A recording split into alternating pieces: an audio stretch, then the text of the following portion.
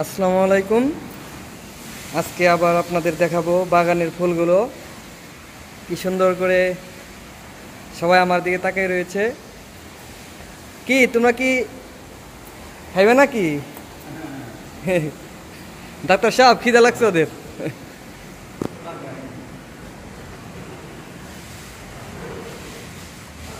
এই যে বাবু, কি তোমার খিদে লাগছে না? কি খাইবা কও?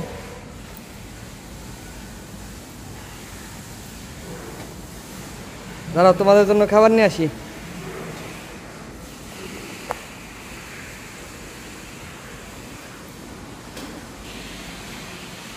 দাঁড়াও, তোমাদের জন্য খাবার নিয়ে আসছি, দাঁড়াও খাও। টিকি টিকি টিকি, দাঁড়াও দাঁড়াও। আল্লাহ,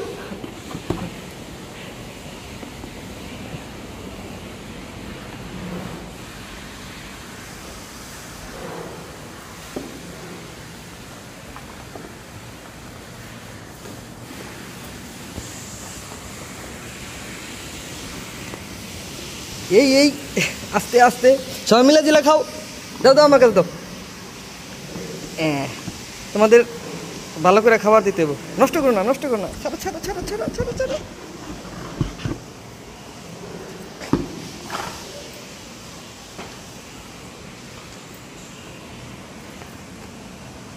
তোমাদের একটু পরে সবাই খাবার দেওয়া হবে।